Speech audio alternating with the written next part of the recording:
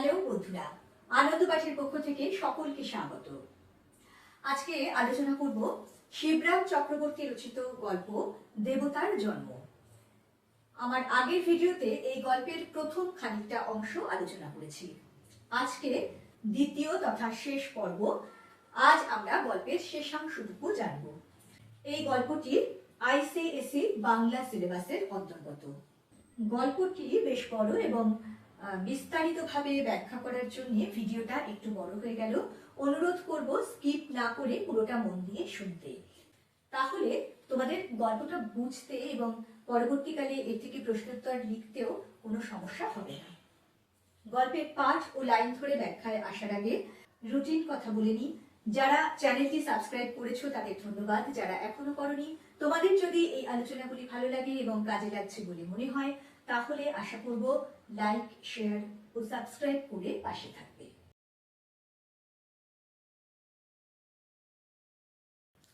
চলে আসছি আজকের পাঠে। শিবরাম চক্রবর্তী রচিত গল্প দেবতার জন্ম, দ্বিতীয় পর্ব। নুরিটার এই পদোন্নতিতে আন্তরিক খুশি হলাম। আমি একদিন ওকে মুক্তি দিয়েছি, এখন সবাইকে ও মুক্তি বিতরণ করতে থাক। ওর গৌরব, সে তো আমারই গর্ব। পৃথিবীর বুকে ওর জন্মদাতা আমি। এই জন্য মনে মনে পিতৃত্বের একটা পুলক অনুভব না করে পারলাম না, এবং কায়মনোবাক্যে ওকে আশীর্বাদ করলাম। নুড়িটার পদোন্নতি কেন বলছেন না, যে নুড়ি পাথরটা রাস্তার ধুলোয় পড়েছিল, সেই নুড়িটাই এইভাবে দেবত্বে উন্নীত হলো এবং তাকে লোকে পুজো করা শুরু করলো। সেটা তো নিঃসন্দেহে পদোন্নতি, তার মর্যাদা অনেক বেড়ে গেল। কথক তাকে অত্যন্ত খুশি হলেন, কারণ তিনি বলছেন, আমি একদিন ওকে মুক্তি দিয়েছি। যে নুড়িটা মাটির তলায় পোতা ছিল, সেটা তো মাটির সঙ্গে আটকে ছিল। তাকে সেখান থেকে তুলে জনসমক্ষে আনার কাজটা তো তিনিই করেছেন। সেই জন্য তিনি বলছেন তিনি তাকে মুক্তি দিয়েছেন, এখন সবাইকে ও মুক্তি বিতরণ করুক। এইটা খুব ভালো করে বুঝে নাও। কিভাবে ও বাকি সবাইকে মুক্তি বিতরণ করতে পারে? যাদের মনে আন্তরিক ভক্তি রয়েছে, যারা খুব ঠাকুর দেবতা মানে, জাগতিক অনেক চাওয়া পাওয়া তাদের থাকে। তাছাড়াও তারা আর একটা জিনিস দেবতার কাছে যান, সেটা হলো এই জীবনে যত পাপ কাজ করেছেন, অন্যায় করেছেন, তার থেকে মুক্তি। তারা মনে করেন এইভাবে ভক্তি ভরে দেবতাকে পুজো করলে তারা তাদের সেই কৃতকর্ম থেকে মুক্ত হতে পারবে। সেই জন্যই কথক বলছেন যে যাকে তিনি একদিন মুক্ত করেছিলেন, সেই এখন সবাইকে মুক্তি বিতরণ করবে। ফলে সেটা খুব গৌরবের কথা, এবং সে গৌরবের ভাগিদার কিন্তু তিনি নিজেও। বলছেন পৃথিবীর বুকে ওর জন্মদাতা আমি। জন্মদাতা অর্থাৎ পৃথিবীতে ওকে সামনে আনা, মানুষের সামনে আনা, সেই কাজটা তো তিনিই করেছেন। সেই জন্যে নিজেকে তিনি নুড়িটার পিতা বলে উল্লেখ করছেন এবং মনে যথেষ্ট পুলক, মানে বেশ আনন্দ পাচ্ছেন এবং আশীর্বাদ করছেন অন্তর থেকে। সেই লোকটাকে তার দেবতার সন্ধান দেব কিনা মাঝে মাঝে ভেবেছি। পথে ঘাটে তার সঙ্গে দেখা হয়েছে, কিন্তু পাথরটার কথা ও আর পারে না। পাথরটার পলায়নে ভেবেছিলাম ও মুহ্যমান হয়ে পড়বে, কিন্তু উল্টে ওকে প্রফুল্লই দেখা গেল। এত বড় একটা বিচ্ছেদ বেদনা যখন ও কাটিয়ে উঠতে পেরেছে, তখন আর ওকে উতলা করে তোলায় কি লাভ? সেই লোকটি, এই লোকটিকে প্রথম থেকে একজন ভদ্রলোক এই পাথরটি সম্পর্কে খুবই কৌতূহলী ছিলেন, এবং পাথরটাকে তিনি কখনোই একটি সাধারণ পাথর বলে মনে করতে পারেননি। তিনি তাকে একটি স্বপ্নে পাওয়া কোনো অলৌকিক বা দেবত্বের ক্ষমতা আছে এরকম পাথর হিসেবে ভেবেছিলেন। সেই জন্যই কথক বলছেন যে লোকটাকে তার দেবতার সন্ধান দেব কিনা মাঝে মাঝে ভেবেছি।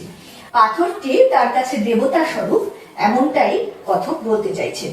পথে ঘাটে তার সঙ্গে দেখা হলেও সেই ভদ্রলোক কিন্তু আর ওই পাথরটার কথা বলতেন না। এমনকি পাথরটা চলে যাওয়াতে লোকটি খুব একটা দুঃখিত হয়নি, যেটা হওয়ার কথা ছিল, বরং উল্টে তাকে বেশ প্রফুল্লই দেখিয়েছে, অর্থাৎ খুশি খুশিই ছিলেন। সেই জন্যই কথক বলছেন যে এত বড় বিচ্ছেদ বেদনা ও যখন কাটিয়ে উঠতে পেরেছে। বিচ্ছেদ বেদনা আমাদের কখন হয়? যখন আমরা প্রিয়জন বা প্রিয় কোনো জিনিসকে হারিয়ে ফেলি।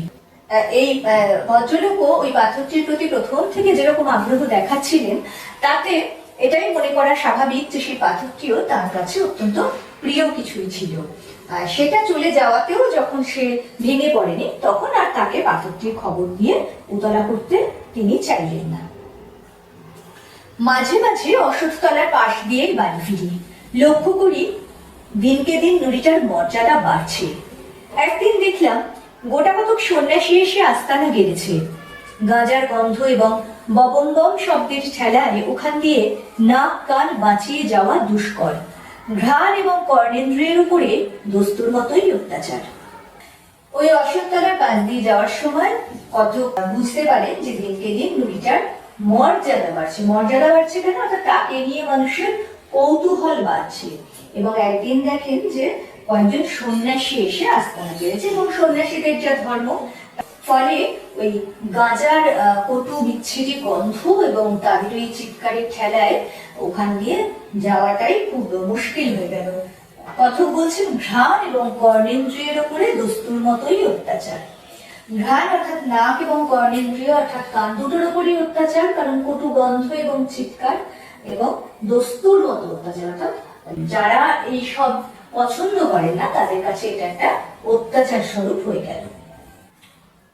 যখন সন্ন্যাসী জুটেছে তখন ভক্ত জুটতে দেরি হবে না, এবং ভক্তির আতিশয্য অনতিবিলম্বেই ইট কাঠের মূর্তি ধরে মন্দির রূপে অভ্রভেদী হয়ে দেখা দেবে। দেবতা তখন বিশেষভাবে বনেদি হবে এবং সর্বসাধারণের কাছ থেকে তার তরফে খাজনা আদায় করবার চিরস্থায়ী বন্দোবস্ত কায়েমি হয়ে দাঁড়াবে। গল্পটি তো অসাধারণ একটি গল্প, কিন্তু তার মধ্যেও এই প্যারাটি, এই অনুচ্ছেদটি অত্যন্ত গুরুত্বপূর্ণ এবং অসাধারণ একটি অনুচ্ছেদ। দেখো, বলছেন যে সন্ন্যাসী জুটেছে যখন, তখন ভক্ত জুটতে দেরি হবে না, সেটা তো খুব সহজেই বোঝা যায়। এবং ভক্তির আতিশয্য অনতি বিলম্বেই ইট কাঠের মূর্তি ধরে মন্দির রূপে অভ্রভেদী হয়ে দেখা দেবে। ভক্তির আতিশয্য, এইরকম সন্ন্যাসী এসে জুটেছে, প্রচুর ভক্ত জুটবে, এবং তাদের এই ভক্তি খুব পরিমিত মাত্রায় বা সংযত ভাবে হয় না, সেটা বেশ আতিশয্য নিয়েই দেখা দেয়। ফলে অনতিবিলম্বে ইট কাঠের মূর্তি ধরে যখন এত ভক্তরা জুটেছে, তখন ওই শিবলিঙ্গটাকে ঘিরে যে অনতিবিলম্বে অর্থাৎ খুব তাড়াতাড়ি সেখানে একটা মন্দির তৈরি হবে, এটা খুব সহজেই বুঝতে পারলেন কথক। এবং বলছেন যে দেবতা তখন বিশেষভাবে বনেদি হবেন। এইখানে যে শিবটি এমনি রয়েছে, বলা হচ্ছে সে স্বয়ংভূ, তাতে ভক্তি বেড়েছে ঠিকই, কিন্তু যতক্ষণ না মন্দিরের মধ্যে তিনি প্রতিষ্ঠিত হচ্ছেন ততক্ষণ তিনি অতটা কুলিং বা বনেদি হননি। বনেদি মানে আমরা বলি উচ্চ বংশ যাদের, তাদেরকে। তো দেবতাদের মধ্যেও কিন্তু সেরকম ভাগ রয়েছে। এই ক্ষেত্রেও যতক্ষণ না মন্দির হচ্ছে ততক্ষণ তিনি বনেদি হবেন না। আর বনেদি যদি হয়ে যান তখন কি হবে না, সর্বসাধারণের কাছ থেকে তার তরফে খাজনা আদায় করবার চিরস্থায়ী বন্দোবস্ত কায়েমি হবে। তোমাদের নিশ্চয়ই মনে থাকবে, তোমরা ইতিহাসে পড়েছো চিরস্থায়ী বন্দোবস্তের কথা। ব্রিটিশ আমলে জমিদারদের সঙ্গে যে বন্দোবস্ত ইংরেজ সরকার করেছিলেন, সেক্ষেত্রে কি হয়েছিল না, বংশ পরম্পরায় জমিদাররা তাদের জমিদারি ভোগ করতো এবং তাদের থেকে ইংরেজ সরকার খাজনা আদায় করতো একটা নির্দিষ্ট হারে। এখানেও তাই বলছে যে যেহেতু সে বনেদি হয়ে যাবে সেই শিলাখণ্ডটি, তখন তার তরফে খাজনা আদায় করবার চিরস্থায়ী বন্দোবস্ত হবে। এখানে খাজনাটা কি? এখানে খাজনা হলো ওই ভক্তদের দেওয়া প্রণামী বা নানান কিছু যে ভক্তি ভরে দেবতাকে দান করে, সেগুলোই হলো খাজনা। সেই প্রণামী স্বরূপ খাজনার কথাই এখানে বলা হচ্ছে। এর কিছুদিন পরে একটা চিনির কলের ব্যাপারে কয়েক মাসের জন্য আমাকে চম্পারণ যেতে হলো। অশ্বত্থতলার পাশ দিয়ে গেলেও চলে। ভাবলাম যাবার আগে দেবতার অবস্থাটা দেখে যাই। যা অনুমান করেছিলাম তাই। সন্ন্যাসীর সমাগমে ভক্তের সমারোহ হয়েছে। খানিকক্ষণ দাঁড়িয়ে ওদের আলাপ আলোচনা অনুসরণে যা বুঝলাম তার মর্ম এই যে ইনি হচ্ছেন ত্রিলোকেশ্বর শিব, সাক্ষাৎ স্বয়ংভূ, একেবারে পাতাল ফুঁড়ে ফেঁপে উঠেছেন, এর তল নেই। অতএব এর উপযুক্ত সম্বর্ধনা করতে হলে এখানে একটা মন্দির খাড়া না করলে চলে না।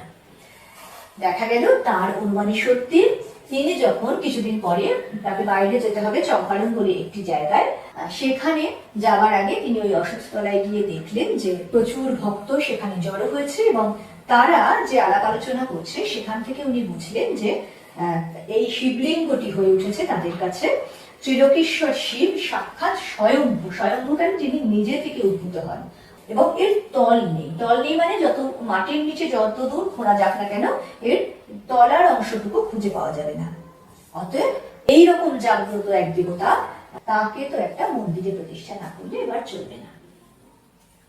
একবার বাসনা হলো ত্রিলোকেশ্বর শিবের নিস্তলতার ইতিহাস সবাইকে ডেকে বলে দিই, কিন্তু জীবন বীমা করা ছিল না এবং ভক্তি কতটা ভয়াবহ হতে পারে জানতাম। আর তাছাড়া ট্রেনের বিলম্ব বেশি নেই ইত্যাদি বিবেচনা করে নিরস্ত হলাম। সেই লোকটাকে খবর না দিয়ে দেখলাম ভালোই করেছি, কেননা যতদূর ধারণা হয় নুরিটাকে নিয়ে গিয়ে প্রতিষ্ঠা করাই তার অভিরুচি ছিল। কিন্তু ইনি যে ভক্তের তোয়াক্কা না রেখেই স্বকীয় প্রতিভা বলে এবং স্বচেষ্টায় ইতিমধ্যেই লব্ধ প্রতিষ্ঠ হয়েছেন, এই সংবাদে সে পুলকিত কিংবা মর্মাহত হতো বলা কঠিন। এই অনুচ্ছেদটিও অত্যন্ত গুরুত্বপূর্ণ। লোকজনের এইসব কথা শুনে পাঠকের ইচ্ছে হলো যে ত্রিলোকেশ্বর শিবের নিস্তলতার ইতিহাসটা বলে দেওয়া। অর্থাৎ এই পাথরটিকে তো তিনি মাটি করে বার করেছিলেন, এই যে কতদূর নিচ অব্দি ছিল, তার তল যে কতটুকু ছিল সেটা তো তার চেয়ে ভালো কেউ জানে না। সেই ইতিহাসটাই এদের কাছে প্রকাশ করে দেওয়ার বাসনা জাগ্রতা। রসিক লেখক তাই এখানে বর্ণনাটাও দেখো কি কৌতুক করে দিয়েছেন। বলছেন যে জীবন বীমা করা ছিল না এবং ভক্তি কতটা ভয়াবহ হতে পারে জানতাম। কেন বলছেন না, এই সত্যি কথাটা যদি এখন এদের কাছে প্রকাশ করেন তাহলে এই ভক্তদের যে আক্রমণ তার উপরে হবে সেটা তিনি খুব ভালো করেই জানেন।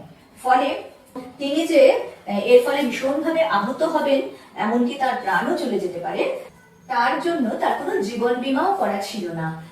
জীবন বীমা করানোর উদ্দেশ্য হলো কোনো দুর্ঘটনায় কেউ যদি গুরুতরভাবে আহত হন কিংবা মারা যান তাহলে তার চিকিৎসার জন্য বা তার পরিবারকে ক্ষতিপূরণ দেওয়া হয়। কিন্তু এক্ষেত্রে কতকের সেই সম্ভাবনা ছিল না, ফলে তিনি এই ভক্তদের আক্রমণের ঝুঁকি বা রিস্ক নেওয়ার জায়গায় ছিলেন না। আর তাছাড়া তার ট্রেনেরও সময় হয়ে গিয়েছিল, এইসব বিবেচনা করে তিনি নিরস্ত হলেন, অর্থাৎ এই কাজ আর করলেন না এবং মনে মনে ভাবলেন যে সেই লোকটাকে খবর না দিয়ে ভালোই হয়েছে, কারণ তার মনে হয়েছিল ওই ভদ্রলোকেরও ইচ্ছে ছিল এই শিলাটিকে নিয়ে গিয়ে প্রতিষ্ঠা করার। হ্যাঁ, তারপরে আবার মজা করে বলছেন যে ইনি যে ভক্তের তোয়াক্কা না রেখে স্বকীয় প্রতিভা বলে এবং সচেষ্টায় লব্ধ প্রতিষ্ঠা হয়েছেন। ভক্তের তোয়াক্কা না করে, কেন না সেই লোকটি ছিল এই পাথরটির একটি বড় ভক্ত, তার সাহায্য লাগেনি এই শিলাটি এখানে আসার। তো সেই জন্যই বলছেন যে তিনি সেই ভক্তের তোয়াক্কা না করে নিজে নিজেই এরকম ভাবে প্রতিষ্ঠিত হয়ে গেছেন। এই খবরটা পেলে সে পুলকিত কিংবা মর্মাহত হতো বলা কঠিন। পুলকিত অর্থাৎ খুশি হতো, খুশিও হতে পারতো, কারণ যেহেতু শিলাখণ্ডটি তার সত্যি সত্যি দেবতার মতো পুজো পাচ্ছে, তাকে পুলকিতও হতে পারতেন, আবার মর্মাহতও হতে পারতেন, কেননা তার প্রচেষ্টা ছাড়াই এই কাণ্ডটি ঘটলো, এইটা ভেবে হয়তো তিনি একটু দুঃখ পেতে পারতেন। কয়েক মাস বাদে যখন ফিরলাম তখন অশ্বত্থতলার মোড়কে আর চেনাই যায় না। ছোটখাটো একটা মন্দির উঠেছে, শঙ্খ ঘণ্টার আর্তনাদে কান পাতা দেয় এবং ভক্তের ভিড় ছেড়ে চলা দুর্ভ। কিন্তু সে কথা বলছি না, সবচেয়ে বিস্মিত হলাম সেই সঙ্গে আরেকজনের আবির্ভাবে। কেবলমাত্র আবির্ভাব নয়, কলেবর পরিবর্তন পর্যন্ত দেখে। মন্দিরের চত্বরে সেই লোকটা, প্রথমতম সেই আদি ও অকৃত্রিম উপাসক, গেরুয়া তিলক এবং রুদ্রাক্ষের চাপে তাকে আর চেনাই যায় না এখন। তিনি তো সেই চম্পারণে গেলেন কাজে, তার কয়েক মাস বাদে যখন ফিরে এসে সেই অশ্বত্থতলার মোড়ে গেলেন তিনি একেবারে হতবাক হয়ে গেলেন, কারণ সেখানে একটা ছোটখাটো মন্দির গড়ে উঠেছে, শঙ্খ ঘণ্টা ইত্যাদির আওয়াজে কান পাতা দেয় এবং এত ভক্ত সমাগম হয়েছে যে সেখানে থেকে চলাটাই মুশকিল হয়ে গেছে সাধারণ মানুষের। কিন্তু এগুলো খুব প্রত্যাশিত ছিল, এগুলো সব দেখে তার অবাক হওয়ার মতো কিছু ছিল না। অবাক তিনি হলেন কোন কারণে? না, সবচেয়ে বিস্মিত হলাম সেই সঙ্গে আরেকজনের আবির্ভাবে। একে তিনি আবির্ভাব বলছেন, কেন সেটা আমরা জানবো। আরেকজন বলতে সেই লোকটির কথা বলা হচ্ছে, সেই প্রথম যাকে তিনি বলছেন আদি ও অকৃত্রিম উপাসক, সেই প্রথম থেকে যিনি এই শিলাখণ্ডটির প্রতি আগ্রহ দেখিয়েছিলেন এবং একে স্বপ্নে পাওয়া বলে মনে করেছিলেন। দেখা গেল আসলে এই সব কিছুর পেছনে সেই ভদ্রলোকই রয়েছে। এখানে তিনি গেরুয়া তিলক ও রুদ্রাক্ষের মালা টালা করে এমন ভাবে রয়েছেন যে তাকে দেখে আর চেনাই যাচ্ছে না। এ কি ব্যাপার, আমি গায়ে পড়ে প্রশ্ন করলাম একদিন। আঙ্কে এই দিনই শিবের সেবায়েত। লোকটি বিনীতভাবে জবাব দেয়, তা তো দেখতেই পাচ্ছি, দিব্যি বিনি পুঁজির ব্যবসা ফাঁদা হয়েছে। এই জন্যই বুঝি পাথরটার উপর অত করে নজর রাখা হয়েছিল। শিলাখণ্ডের প্রতি ওর প্রীতিশীলতা যে অহেতুক এবং একেবারেই নিঃস্বার্থ ছিল না, এইটা জেনেই বোধ করি অকস্মাৎ ওর উপর দারুণ রাগ হয়ে যায়, ভারী দুর্গ হয়ে পড়ি। এই ভদ্রলোককে এরকম ভাবে দেখে স্বাভাবিকভাবেই কথক তো আর নিজেকে সামলাতে পারলেন না, তিনি গায়ে পড়ে তাকে গিয়ে প্রশ্ন করলেন যে সব কি হচ্ছে। লোকটি খুব বিনীতভাবে জবাব দেয় যে এই দিনই শিবের সেবায়ত, অর্থাৎ এই যে মন্দিরটি গড়ে উঠেছে, এই যে শিবলিঙ্গ রূপে প্রতিষ্ঠা করা হয়েছে পাথরটিকে, তার পূজারী হলেন, সেবায়েত মানে পূজারী, ওই ভদ্রলোক। কথক আমরা আগেই জেনেছি নাস্তিক প্রকৃতির মানুষ ছিলেন, ফলে তার কাছে এই পাথরটা একটা সাধারণ নুড়ি পাথরই ছিল। এই যে ঘটনাটি ঘটেছে পাথরটিকে ঘিরে, এত ভক্ত সমাগম, তাকে শিবলিঙ্গ হিসেবে প্রতিষ্ঠা করা, মন্দির গড়া ইত্যাদি ইত্যাদি, সেটা তার কাছে একটা ব্যবসা ছাড়া কিছু নয়। সেটা তিনি স্পষ্ট লোকটির মুখের উপর বলে দিলেন যে বিনি পুঁজির ব্যবসা ফাঁদা হয়েছে। কারণ এটার জন্য তো কোনো অর্থ বিনিয়োগ করতে হয়নি, ইনভেস্ট করতে হয়নি। এভাবে লোকটিকে কেন উনি বলছেন, কেন এরকম রূঢ় হয়ে উঠলেন, ক্ষুব্ধ হয়ে উঠলেন কথক তার প্রতি, সেটার ব্যাখ্যাও তিনি দিয়েছেন। কথক ভেবেছিলেন যে ওই ভদ্রলোক শুধুমাত্রই তার একটা সংস্কার বশত, তিনি হয়তো একটু ভক্তি প্রাণ মানুষ, সেই জন্যই হয়তো তিনি ওই শিলাখণ্ডটির প্রতি এত উৎসুক ছিলেন, তার পেছনে আর অন্য কোনো উদ্দেশ্য ছিল না। কিন্তু সেটা সত্যি নয় যখন দেখলেন, যখন বুঝলেন যে এই ব্যবসা করাটাই আসলে এই ভদ্রলোকের মূল উদ্দেশ্য ছিল, সেটা বুঝে তিনি বেশ একটু তার উপরে ক্ষুব্ধ হয়ে উঠলেন, যে কারণে এই কথাগুলি তিনি বললেন। কানে আঙুল দিয়ে সে বলল, অমন বলবেন না, পাথর কি মশাই, শ্রী বিষ্ণু, সাক্ষাৎ দেবতা যে, ত্রিলোকেশ্বর শিব। উদ্দেশ্যে সে নমস্কার জানায়। আমি হেসে ফেললাম, ওর তল নেই না? এবার সে একটু কুণ্ঠিত হয়। ওরাই তো বলে। তুমি নিজে কি বলো? ওরা তো বলে নিচে যতই কেন খুঁড়ে যাও না, টিউব কলের মতো ওই শিবলিঙ্গ বরাবর নেমে গেছে। কিন্তু তোমার কি মনে হয়? কি জানি, তাই হয়তো হবে। কতদূর শেকড় নেমেছে খুঁড়ে দেখোই না কেন একদিন। জিভ কেটে লোকটা বলল, ওসব কথা কেন, ওতে অপরাধ হয়, বাবা রাগ করবেন, উনি আমাদের জাগ্রত।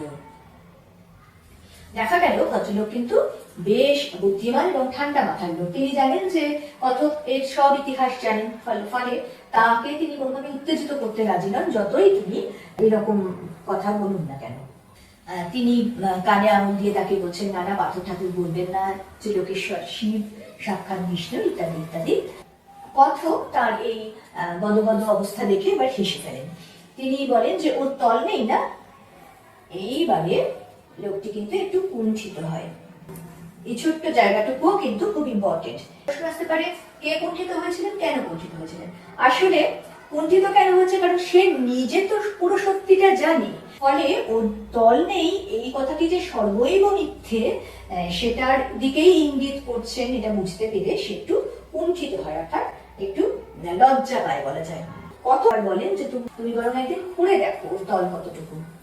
তাতে জিভ কেটে লোকটি বলেন যে ওসব কথা বলতে নেই, বাবা রাগ করবেন, উনি আমাদের জাগ্রত। অর্থাৎ উনি ক্রমাগত চেষ্টা করে যাচ্ছেন এই কথক যে ভদ্রলোক, তার মনে একটু একটু করে ওই পাথরটির প্রতি ভক্তি জাগিয়ে তোলার। এই জাগ্রত শুনে কথক বলেন, বটে, কিরকম জাগ্রত শুনি? এই ধরুন না কেন, এবার তো কলকাতায় দারুণ বসন্ত, টিকে নিয়ে কিছু করেই কিছু হচ্ছে না। হ্যাঁ বলো কি, মহামারী নাকি? জানতাম না তো। খবরের কাগজেই দেখবেন কিরকম লোক মরছে। কর্পোরেশন থেকে টিকে দেবার ছুটি নেই, অথচ প্রত্যেক পাড়াতেই। কিন্তু আমাদের পাড়ায় এ পর্যন্ত কারো হয়নি দেবতার কৃপায়। আমরা কেউ টিকেও নিইনি, কেবল বাবার জন্মামৃত্যু খেয়েছি। এ যদি জাগ্রত না হয় তবে জাগ্রত আপনি কাকে বলেন? এবার কি জবাব দেব তা চিন্তা করবার সময় ছিল না। আগে একবার এই রোগে যা কষ্ট পেয়েছিলাম এবং যা করে বেঁচেছিলাম তাতে বাবা ত্রিলোকনাথের মহিমা তখন আমার মাথায় উঠেছে। আমি এখন চললুম, আমাকে এক্ষুনি টিকে নিতে হবে, আরেকদিন এসে গল্প করব বলে আর মুহূর্ত মাত্র বিলম্ব না করে মেডিকেল কলেজের উদ্দেশ্যে ধাবিত হলাম। বাবা মানে ওই পাথরটি কেন জাগ্রত সে প্রশ্ন করায় এইবারে সেই ভদ্রলোক বললেন যে এই বছর কলকাতায় খুব বসন্ত হচ্ছে এবং তাদের পাড়ার লোকজন টিকা না নিয়েও শুধুমাত্র এই শিলারূপী যে বাবা তার চরণামৃত খেয়ে সুস্থ আছে, এখনো পর্যন্ত এ পাড়ায় কারো বসন্ত হয়নি। এই কথা শুনে কথক কিন্তু সম্পূর্ণ বদলে গেলেন। আর কোনো তর্কাতর্কের মধ্যে যাওয়ার অবকাশই তার রইল না, কারণ বসন্ত রোগে তিনি আগে একবার ভুগেছিলেন এবং অনেক কষ্টে বেঁচেছিলেন, ফলে এটা তার কাছে একটা দারুণ আর আতঙ্কের ব্যাপার। তিনি তখনই সেখান থেকে বিদায় নিয়ে মেডিকেল কলেজে ছুটলেন টিকা নেবার জন্য। পথে এক বন্ধুর সঙ্গে দেখা, দাঁড় করিয়ে সে বললে, আরে কোথায় চলেছ এমন হন্যে হয়ে? টিকে নিতে। টিকে নিয়ে তো ছাই হচ্ছে, টিকে কিছু হয় না, তুমি বরং 200 শক্তির ভেরিওলিনাম এক ডোজ খাওগে কিং কোম্পানির থেকে, যদি টিকে থাকতে চাও। পরের হপ্তায় ওই আরেক ডোজ, তারপরে আরেকবার, ব্যাস নিশ্চিন্তি। টিকে ফেল করেছে আকচার দেখা যায়, কিন্তু ভেরিওলিনাম নেভার। বলো কি, জানতাম না তো। জানবে কোত্থেকে? কেবল ফোঁড়া ফুঁড়ি এই তো জেনেছো, অন্য কিছুতে কি আর তোমাদের বিশ্বাস আছে? আমি হোমিওপ্যাথি প্র্যাকটিস ধরেছি, আমি জানি। বেশ, তাই খাচ্ছি না হয়। কিং কোম্পানিতে গিয়ে এক ডোজ 200 শক্তির ভেরিওলিনাম বরাদ্দকরণ করলাম। যা, এতক্ষণে অনেকটা স্বচ্ছন্দ হওয়া গেল, হালকা হতে পারলাম। তিনি টিকে নিতে যখন যাচ্ছেন সেই সময় এক বন্ধুর সঙ্গে দেখা, যিনি আবার হোমিওপ্যাথি প্র্যাকটিস করছেন। তিনি নিদান দিলেন যে টিকে নিয়ে খুব একটা কিছু হবে না, তুমি ভেরিওলিনাম নামক একটি হোমিওপ্যাথি ওষুধ খাওয়ার পরামর্শ দিলেন। আতঙ্কগ্রস্ত কথক সঙ্গে সঙ্গে সেই ওষুধটি গিয়ে কিনে খেয়ে নিলেন এবং বলছেন, এতক্ষণে অনেকটা স্বচ্ছন্দ হওয়া গেল, হালকা হতে পারলাম। কারণ যখন থেকে শুনেছেন যে কলকাতায় বসন্ত মহামারী রূপে দেখা দিয়েছে, তখন থেকে তিনি অত্যন্ত দুশ্চিন্তাগ্রস্ত ছিলেন।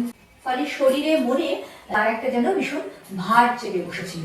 এই ভেরিওলিনাম খাওয়ার পরে তার মনে হলো যে তিনি মোটামুটি নিরাপদ এখন বসন্ত থেকে, তিনি অনেকটা হালকা হতে পারলেন। এরপরেই পথ দিয়ে উপরি উপরি কয়েকটা শবযাত্রা গেল। নিশ্চয়ই এরা বসন্ত রোগেই মরেছে।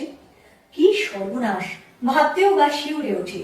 এদের থেকে এইভাবে কত লক্ষ লক্ষই না বীজাণু আকাশে বাতাসে ছড়িয়ে পড়ছে। ভেরিওলিনাম রক্তে পৌঁছতে না পৌঁছতেই এতক্ষণে এসব মারাত্মক রোগাণুর কাজ শুরু হয়ে গেছে নিশ্চয়ই। হাত পা সিঁচিয়ে আমার সমস্ত শরীর অবসন্ন হয়ে আসে। এই বিপদ সংকুল বাতাসের নিঃশ্বাস নিতেও কষ্ট হয়। অতি সংক্ষিপ্ত এক টুকরো প্রাচীর পত্রে বিখ্যাত বসন্ত চিকিৎসক কোন এক কবিরাজের নাম দেখলাম। হোমিওপ্যাথি করা গেছে, কবিরাজি বা বাকি থাকে কেন? যে উপায়ই হোক সবার আগে আত্মরক্ষা। বিজ্ঞাপিত ঠিকানায় পৌঁছতেই দেখলাম কয়েকজন মিলে খুব ধুমধাম করে প্রকাণ্ড একটা শিলে কি যেন বাঁটছেন। কবিরাজকে আমার অবস্থা বলতেই তিনি আঙুল দেখিয়ে বললেন, ওই যে বাঁটা হচ্ছে, কর্মীকারের শেকড় বেঁটে খেতে হয়। ওর মতো বসন্তের অব্যর্থ প্রতিষেধক আর কিছু নেই মশাই। ব্যবস্থা মতো তাই একতাল খেয়ে রিক্সা ডেকে উঠে বসা গেল। গায়ে যেন জোর পাচ্ছিলাম না, মাথাটা ঝিমঝিম করছিল, জ্বর জ্বর ভাব। বসন্ত হবার আগে এইরকমই নাকি হয়ে থাকে। বাড়ি ফিরে মাকে বললাম, আজ আর কিছু খাবো না মা, দেহটা ভালো নয়। ভেরিওলিনাম নিয়ে তিনি যেটুকু হালকা হয়েছিলেন, রাস্তা দিয়ে কয়েকটা মৃতদেহ অর্থাৎ শবদেহ দাহ করতে নিয়ে যাওয়া হচ্ছে দেখে তিনি আবার দুশ্চিন্তাগ্রস্ত হয়ে পড়লেন। মনে হলো এরাও বসন্ত রোগেই মারা গেছে। মৃতদেহ থেকে লক্ষ লক্ষ জীবাণু আকাশে বাতাসে ছড়িয়ে পড়ছে এবং ওই ভেরিওলিনাম রক্তে গিয়ে কাজ করার আগে তাকে কাবু করে ফেলবে। ওনার দেওয়ালে একটা ছোট্ট কাগজের বিজ্ঞাপনে একজন কবিরাজের নাম দেখলেন, যিনি বসন্ত রোগীর চিকিৎসা করেন এবং অব্যর্থ তার চিকিৎসা। সঙ্গে সঙ্গে সেই ঠিকানা ধরে সেখানে গেলেন, গিয়ে কন্টিকালের শিকড় বাটা একতাল খেয়ে রিক্সা ধরে বাড়ি ফিরলেন। বাড়ি ফিরতে ফিরতেই তার মনে হলো যেন তার শরীর ঝিমঝিম করছে, জ্বর জ্বর আসছে। বাড়ি ফিরে তার মাকে বললেন তার শরীর ভালো লাগছে না, তিনি আর কিছু খাবেন না। দেখো, এই অংশটি থেকে খুব শিক্ষণীয় যে আমরা যেটা জানি, শরীর এবং মনের মধ্যে এক অবিচ্ছেদ্য যোগ রয়েছে। এই যে তার মনে বসন্ত রোগ নিয়ে আগে থেকেই একটা আতঙ্কের মনোভাব ছিল, এবং বর্তমানে আবার সেই বসন্ত রোগ কলকাতায় দেখা দিয়েছে জেনে তিনি যে অত্যন্ত দুশ্চিন্তাগ্রস্ত, আতঙ্কগ্রস্ত হয়ে পড়েছিলেন, তার ফলেই কিন্তু তার শরীর ধীরে ধীরে খারাপ হতে থাকে। উদ্বিগ্ন মুখে মা বললেন, কি হয়েছে তোর? হয়নি কিছু, বোধহয় হবে, বসন্ত। বালাই ষাট বলতে নেই, তা কেন হতে যাবে? এই হর্তুকির টুকরোটা হাতে বাঁধ দেখি। আমি 30 বছর বাঁধছি, হাতে কত বসন্ত রোগী তো ঘাঁটলাম, সেবা করলাম, কিন্তু বলতে নেই এরই জোরে কোনোদিন হাম পর্যন্ত হয়নি। নে, ধর এটা তুই। মা তার হাতের তালাটা খুলে দিলেন। 30 বছরে একবারও হয়নি তোমার? বলো কি?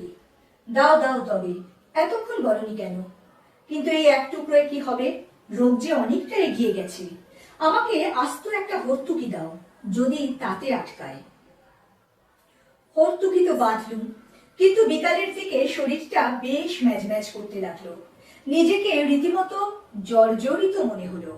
আয়না নিয়ে ভালো করে পর্যবেক্ষণ করলাম। মুখেও যেন দু একটা ফুসকুড়ির মতো দেখা দিয়েছে। নিশ্চয়ই বসন্ত। তবে আর বাঁচন নেই, মাকে ডেকে দেখালাম।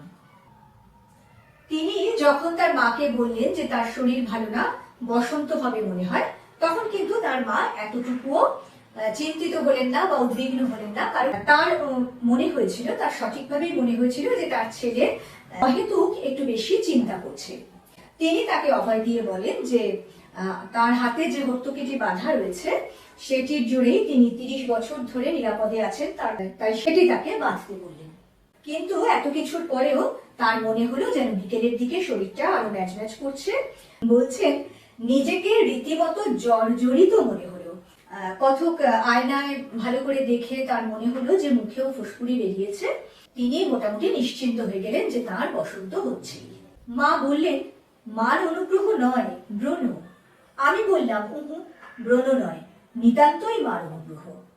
মা বললেন, অলক্ষণের কথা মুখে আনিস নে, ও কিছু না, সমস্ত দিন ঘরে বসে আছিস, একটু বাইরে থেকে বেরিয়ে আয় গে। তার মা তো খুব সঙ্গতভাবেই বললেন যে সারাদিন ঘরে বসে তিনি আজে বাজে চিন্তা করছেন, ফলে তাকে একটু বাইরে থেকে বেরিয়ে আসতে বললেন।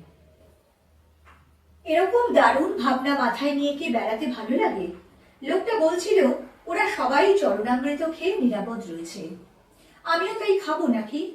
হয়তোবা চরণামৃতের বীজাণুধ্বংসী কোনো ক্ষমতা আছে। নেই যে, তা কে বলতে পারে?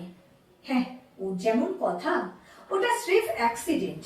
কলকাতার সব বাড়িতেই কিছু আর অসুখ হচ্ছে না। তাছাড়া মনের জোরে রোগ প্রতিরোধের শক্তি জন্মায়। মারিরও যেখানে মার, সেই মনের জোরই ওদের পক্ষে একটা মস্ত সহায়। কিন্তু ওই যৎসামান্য পাথরটাকে দেবতা জ্ঞান করার মতো বিশ্বাসের জোর আমি পাবো কোথায়? এইবারে ধীরে ধীরে তিনি কিন্তু একটু একটু করে দুর্বল হচ্ছেন। যে যুক্তিবাদী বিজ্ঞান মনস্ক মন তার আমরা দেখেছিলাম, এইরকম অসুখের আশঙ্কায় তিনি কিন্তু দুর্বল হয়ে পড়ছেন। তিনি বললেন যে এটা বিশ্বাসের উপরে নির্ভরশীল। এই যে বলছেন মারিরও যেখানে মার, সেই মনের জোর ওদের পক্ষে মস্ত সহায়। অর্থাৎ ওরা ওই যে ভীষণ রকমের ভক্তি ও বিশ্বাস নিয়ে চরণামৃত খাচ্ছে, সেটাই ওদের বাঁচিয়ে দিচ্ছে, কিন্তু তার নিজের মধ্যে সেই জোর নেই। এসব যা তা না করে সকালে টিকে নেওয়াই উচিত ছিল। এক্ষুনি গিয়ে টিকেটা নিয়ে ফেলবো নাকি? টিকে নিলে শুনেছি বসন্ত মারাত্মক হয় না, বড় জোর হাম হয়ে দাঁড়ায়। আর হামে তেমন ভয়ের কিছু নেই, ও তো শিশুদের হামেশাই হচ্ছে। না, যাই মেডিকেল কলেজের দিকেই বেরিয়ে পড়ি। টিকে নিয়ে অসুস্থতলার পাশ দিয়ে ফিরতে লোকটার সকালের কথাগুলো মনে পড়ল। হয়তো ঠিকই বলেছে সে, সত্যি এক জায়গায় গিয়ে আর কোনো জবাব নেই, সেখানে রহস্যের কাছে মাথা নোয়াতেই হয়। এই তো আজ বেঁচে আছি, কাল যদি বসন্তে মারা যাই তখন কোথায় যাব? শেক্সপিয়ারের সেই কথাটা, সেই স্বর্গমর্ত হোরাসীয় একাকার করা বাণী, না, একেবারে ফেলনা নয়। এই পৃথিবীর, এই জীবনের সুদূর নক্ষত্রলোক এবং তার বাইরেও বহুধা বিস্তৃত অনন্ত জগতের কতটুকুই আমরা জানি, কটা ব্যাপারেই বা বৈজ্ঞানিক ব্যাখ্যা দিতে পারি। যতই বিজ্ঞানের দোহাই পারি না কেন, শেষে সেই অজ্ঞের সীমান্তে এসে সব ব্যাপারীকে নত মুখে চুপ করে দাঁড়াতে হয়। আবার একটা অসাধারণ অনুচ্ছেদ, তিনি মনে করলেন যে টিকাটা নেওয়াই সবচেয়ে যুক্তিসঙ্গত, তাহলে অন্তত রোগটা বাড়াবাড়ি পর্যায়ে যাবে না। তিনি মেডিকেল কলেজে গিয়ে টিকা নিলেন এবং টিকা নিয়ে ওই অসুস্থতলার পাশ দিয়ে ফিরতে গিয়ে তার সকালের ওই যে বর্তমানে পূজারী সেজে বসেছেন যে ভদ্রলোক, তার কথাগুলো মনে হলো। বৈজ্ঞানিক দৃষ্টিভঙ্গিতে সবকিছু বিচার করা মানুষটি এবার যেন খানিকটা উদাসীন দার্শনিক দৃষ্টিভঙ্গি শরণাপন্ন হলেন। তিনি নিজেকে প্রবোধ দিলেন এই বলে যে এই অনন্ত জগতের এই আমরা কতটুকুই বা জানি, আর সবকিছুরই কি বৈজ্ঞানিক ব্যাখ্যা দেওয়া গেছে। তিনি শেক্সপিয়ারের এ বিষয়ে একটি বিখ্যাত বাণী আছে, তার কথাও মনে পড়লেন এবং এই যে শেষ লাইনটা বলছেন, যতই বিজ্ঞানের দোহাই পারি না কেন, শেষে সেই অজ্ঞের সীমান্তে এসে সব ব্যাপারীকেই নতমুখে চুপ করে দাঁড়াতে হয়। অপূর্ব একটি লাইন। এর অর্থ হলো যে আমরা যতই যুক্তিবাদী হই না কেন, শেষ পর্যন্ত তো আমাদের অজানা বা না বোঝার অনেক কিছুই থেকে যায়। বিজ্ঞানের এই চরম উন্নতির যুগেও কিন্তু এমন অনেক কিছু আছে যার কোনো ব্যাখ্যা বিজ্ঞান এখনো দিতে পারেনি। সেই যে সব বোঝা বা জানার বাইরে যেখানে আর কোনো উত্তর পাওয়া যায় না, সেখানে সব ব্যাপারীকেই, এখানে ব্যাপারী বলতে আসলে বোঝায় ব্যবসায়ী, কিন্তু এখানে বোঝাচ্ছে সব ধরনের মানুষ, তিনি লেখক, বৈজ্ঞানিক, দার্শনিক, সাধারণ মানুষ যেই হন না কেন, সকলকেই কিন্তু একটা জায়গায় এসে নিশ্চুপ হয়ে যেতে হয়, মাথা নত করতে হয়। মন্দিরের সম্মুখ দিয়ে আসতে ত্রিলোকনাথের উদ্দেশ্যে মনে মনে দণ্ডবত জানালাম, প্রার্থনা করলাম, বাবা আমার মূর্খতা মার্জনা করো, মহামারীর কবল থেকে বাঁচাও আমাকে এই যাত্রা। খানিক দূর এগিয়ে এসে ফিরলাম আবার, না, দেবতাকে ফাঁকি দেওয়া কিছু নয়। মুখের ফুসকুড়িগুলো হাত দিয়ে আঁচ করা গেল, এগুলো ব্রণ না বসন্ত। এবার মাটিতে মাথা লুটিয়ে প্রণাম করলাম, বললাম, জয় বাবা ত্রিলোকনাথ, রক্ষা করো বাবা, বম বম। উঠে দাঁড়িয়ে চারিদিকে দেখলাম, কেউ দেখে ফেলেনি তো।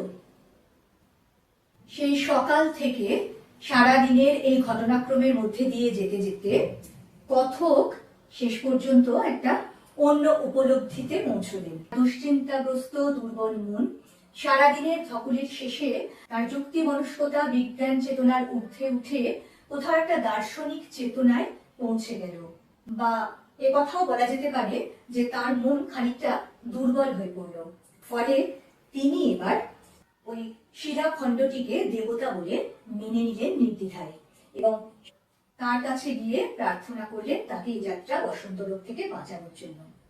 শুধু তাই নয়, খানিক দূর এসে তার মনে হলো তিনি বোধহয় দেবতাকে ফাঁকে দিয়েছেন, অর্থাৎ যেটুকু দ্বিধা মনের মধ্যে ছিল প্রথমবার, এবারে সেটুকুও দূর হয়ে গেল।